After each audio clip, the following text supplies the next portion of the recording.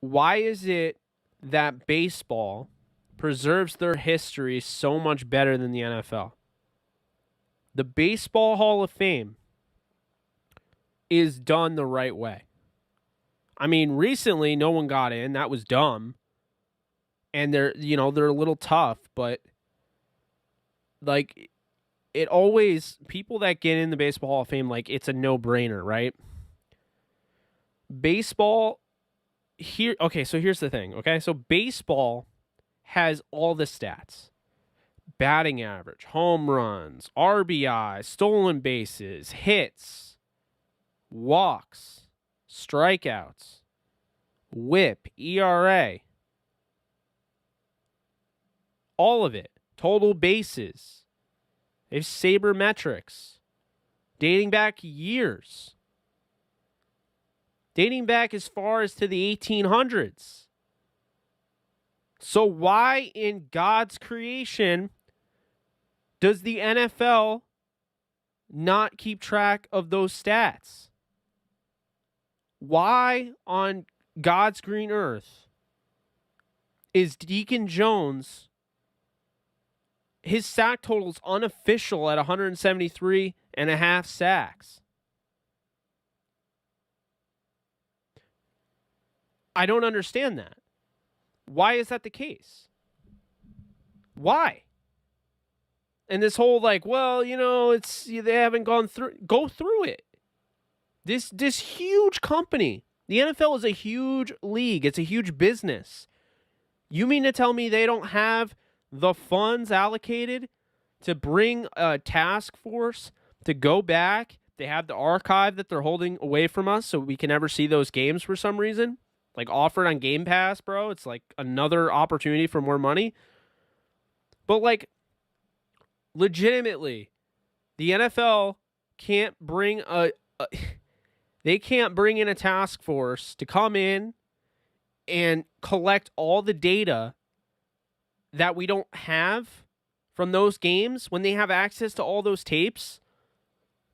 They have an archive they have everything. We know how many freaking home runs Babe Ruth hit, but we're unofficial on Deacon Jones's sack total, and he created the freaking sack. Furthermore, and this is something that drives me mad. Like it's insane. So the Rams, so we'll do like Ram stats, right? So I'm going to go to Pro Football Reference, and I'm going to go to, where is it? All-time franchise encyclopedia, and I'm going to go to all-time stats. And it's crazy to me. So the Rams, okay, here it is. It's just, it is unreal. So the career leaders, let's see defense. Because offense, everything's great, right? Offense, everything's great. We have touchdowns, we have receiving yards, we have carries, we have receptions, we have passing touchdowns, we have passing yards, we have completions, we have, I already said that once, I think, and we have attempts. So why the hell is the defense so neglected? And before you tell me it's not, I'll just show you right now, okay? Quarterback hits was not recorded until 2006. That stat has only been around since 2006. So when I posted that Aaron Donald is the Rams' all-time leader in quarterback hits with 201, and people are like, there's no way, because there's like Deacon Jones and like Merlin Olsen. I'm sorry, but the NFL decided we're not going to count quarterback hits until 2006. And we're also going to be too lazy to go back in time and get a task force together and collect the data. I'm not done. Oh, let's look at TFLs.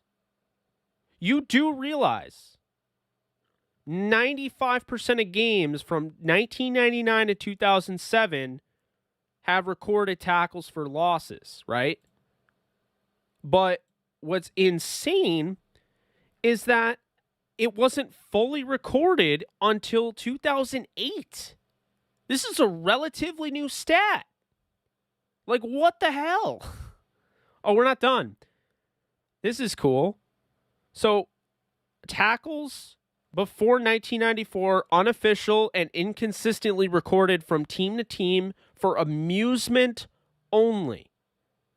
1994 to now, unofficial but consistently recorded. So we legitimately haven't recorded tackles all that time. And 1994 is when we decided, oh yeah, tackle makes sense. That makes sense to be a stat. Okay, let's get to the sack. Sacks, official stat since 1982 based on play-to-play, game film, and other research since 1960. So the sack wasn't even created until 1982. You didn't have a stat for what happens when a defensive lineman or somebody on the defense tackles a quarterback behind the line of scrimmage when they're trying to throw the football. You didn't have that stat. You didn't even have a tackle. What the hell? So defensive players, like, no one had ever occurred to the NFL, like, oh, well, the offensive players get all the statistics and everything, but yeah, the defensive players don't get that. Okay, well, let's go on. Fumbles. Available for player games since 1994. What? Oh, fumble recoveries. Like, I just don't understand. Like, oh, this one's funny. So, pass breakups. You know, when your defensive back swats a ball down. Pass breakups. Yeah, do you know when they started? Do you know when the NFL started keeping track of them?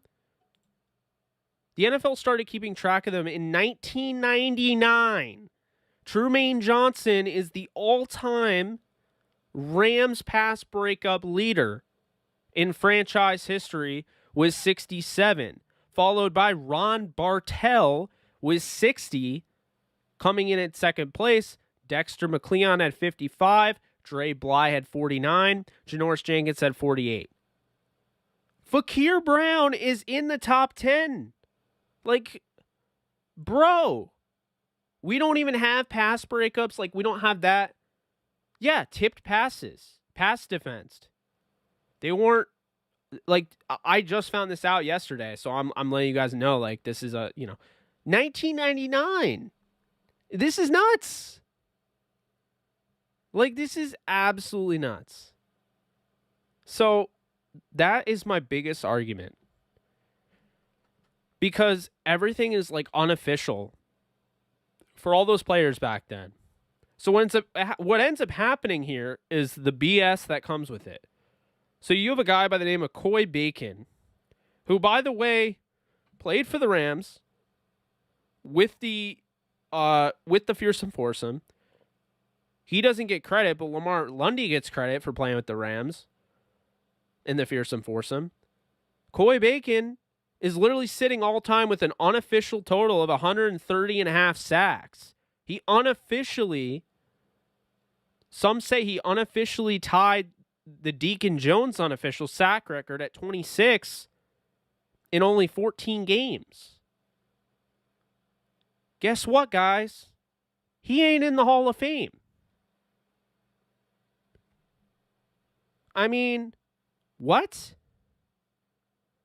Furthermore, let's look at another guy that I made the argument for. And I haven't done the video yet. Oh, here's one. Lester Hayes. You know, the guy in 1980 had 13 interceptions.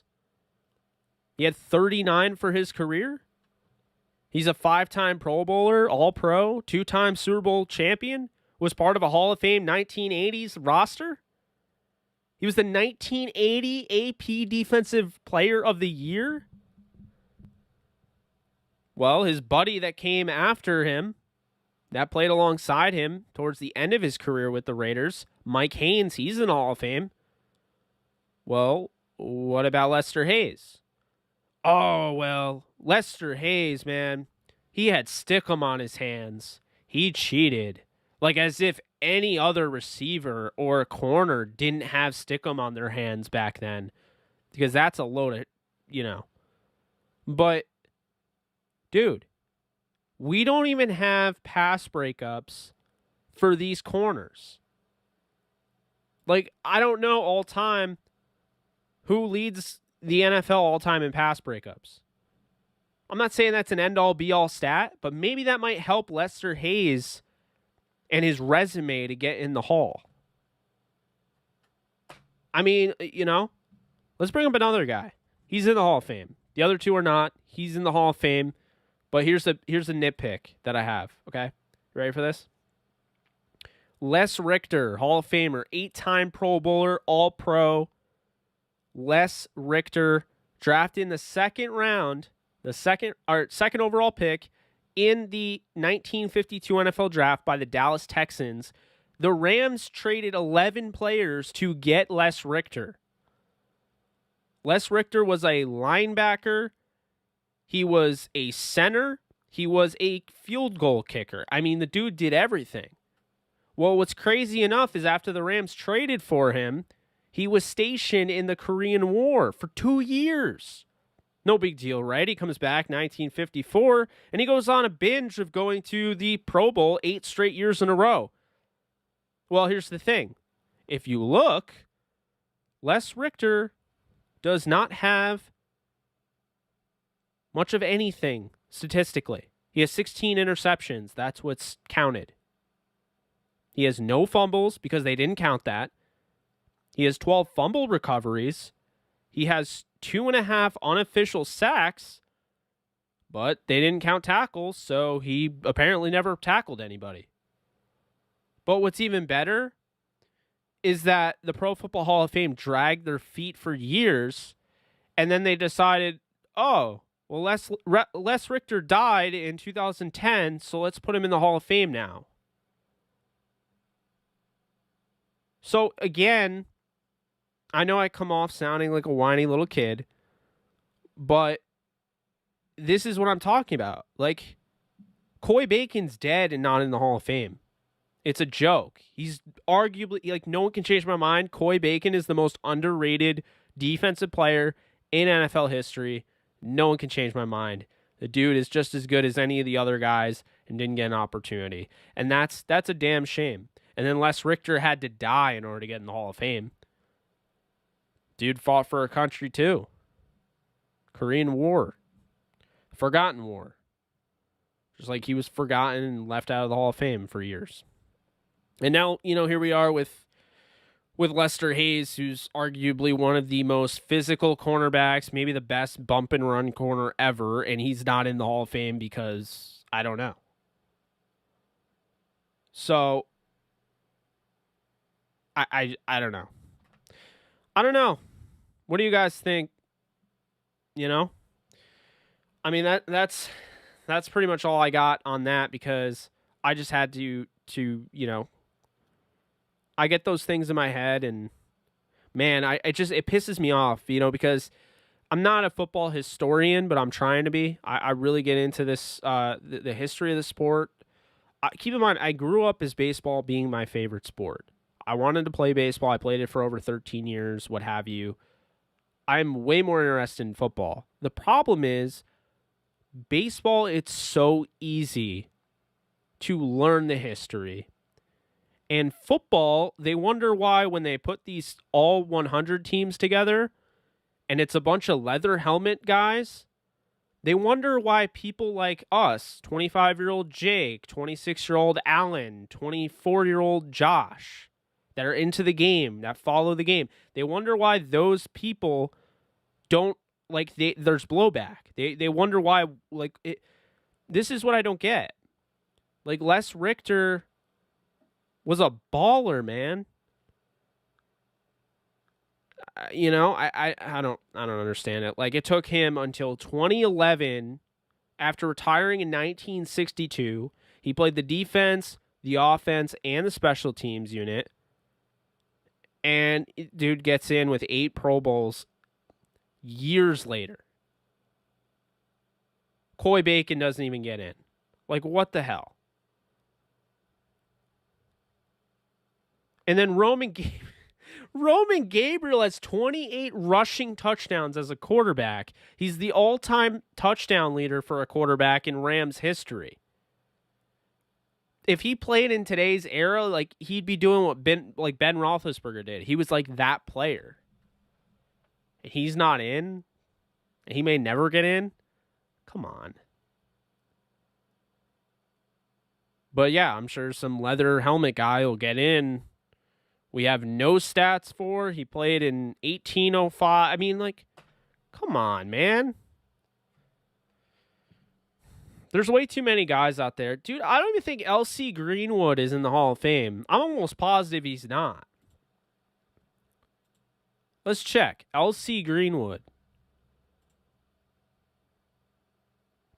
No. I mean, why would he be in the Hall of Fame, right? Defensive end for the Pittsburgh Steelers. He played with them from 1969 to 1981. Like, why would he be in the Hall of Fame with 78 sacks? Oh, 6 Pro Bowls, 2-time All-Pro, 4-time Super Bowl champion. He was part of the Hall of Fame All-1970s team. What the hell? Why? What? Like, why is he not in the Hall of Fame?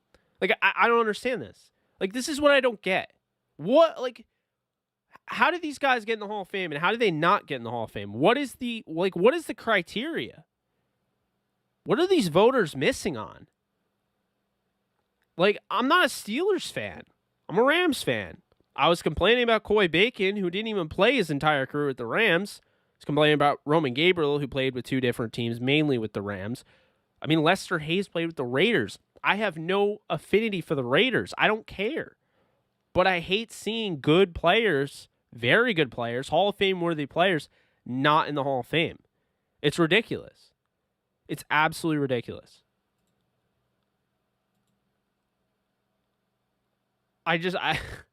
LC Greenwood isn't in the Hall of Fame. Like, you have to be kidding me. I mean,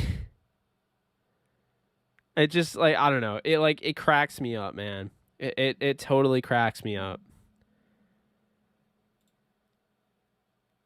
I mean, I'm not saying he's a 100% Hall of Famer, but Kevin Carter has 104.5 sacks.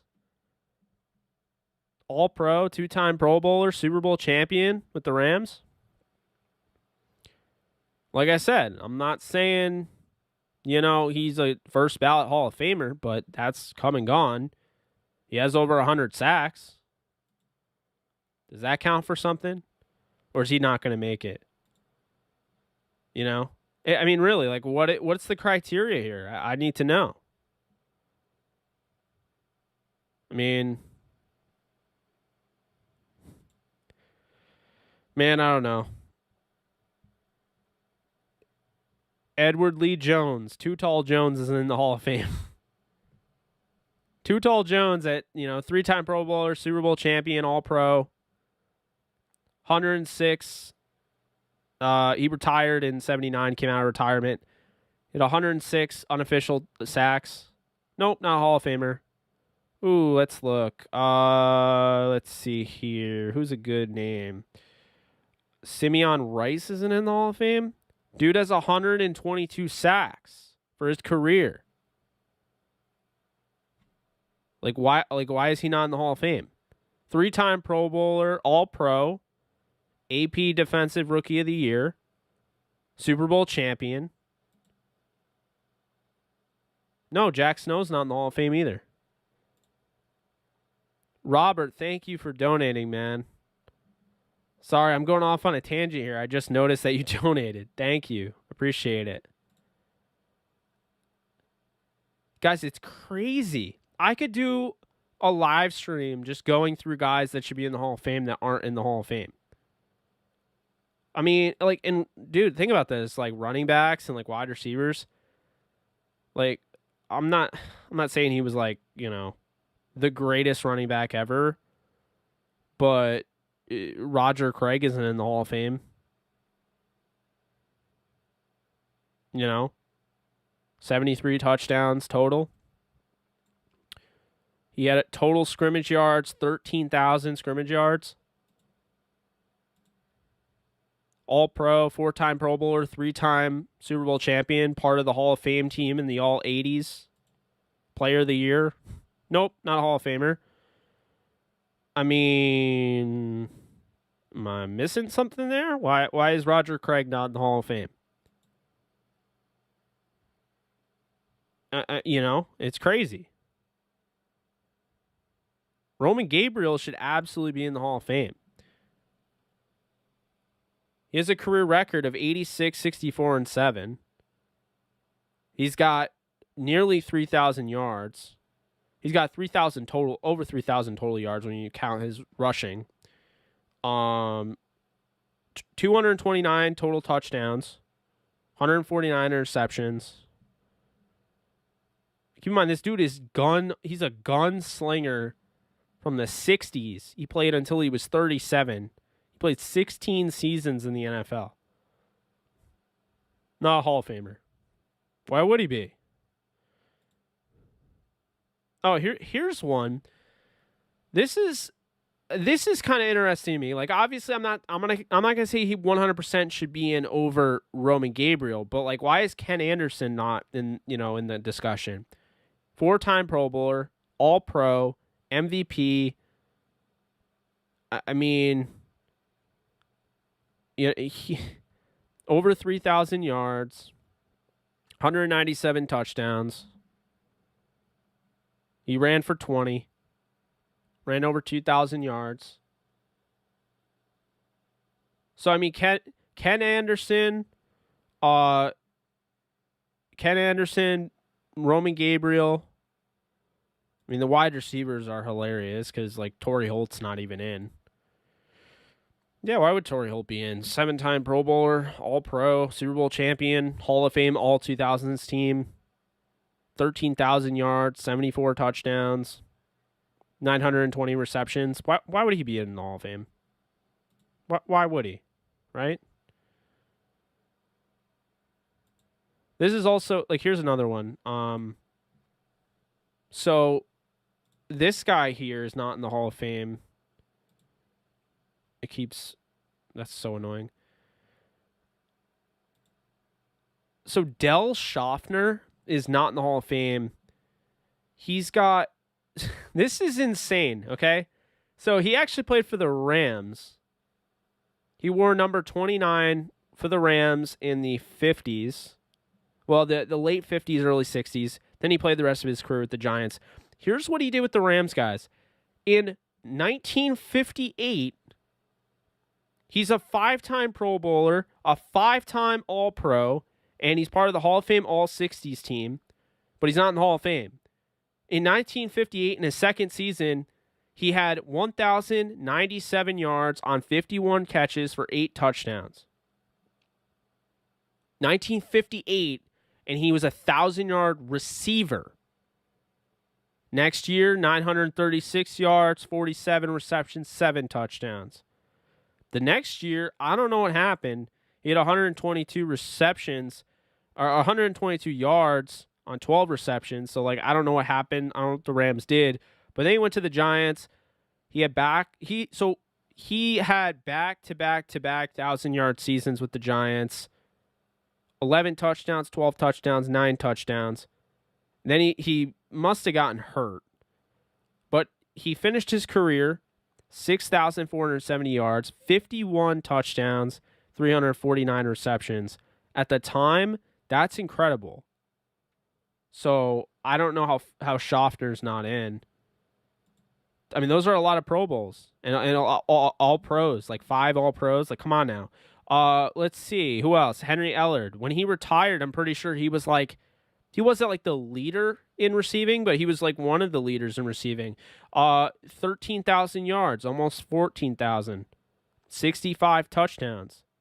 He had 17 with Washington. He had 48 with the Rams. How is he not in the Hall of Fame?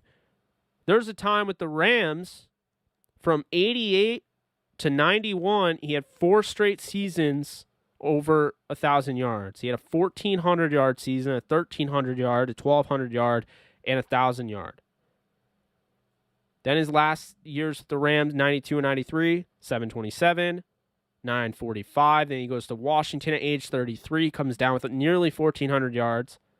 34, he goes over 1,000. Age 35, he goes over 1,000. And that's the end of his career pretty much. But how is he not in the Hall of Fame? It's amazing to me. There's guys like Irving Fryer's not in the Hall of Fame. You know? Crazy. Jimmy Smith? Nope.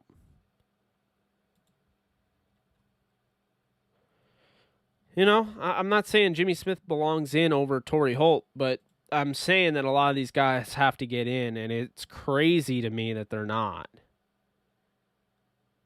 It's nuts.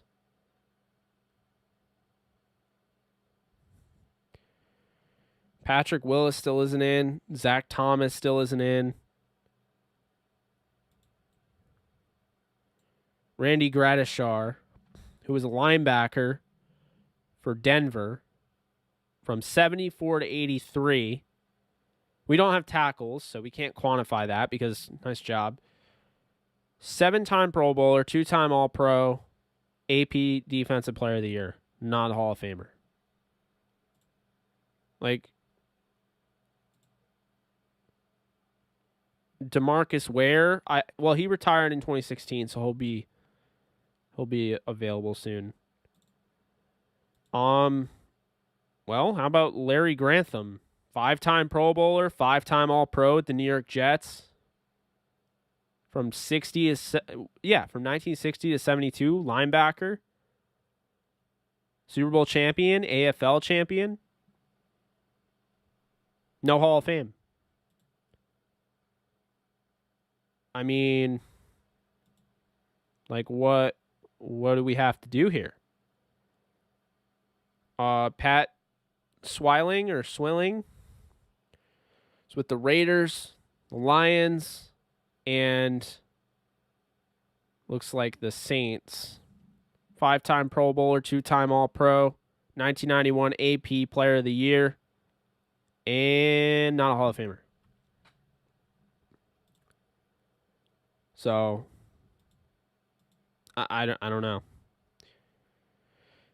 I mean, Leroy Butler isn't even a Hall of Famer, by the way. Leroy Butler's not a Hall of Famer. Dave Grayson, not a Hall of Famer. Yeah, 4-time All-Pro. No big deal. I mean, him and Butler both have they're 4-time All-Pros.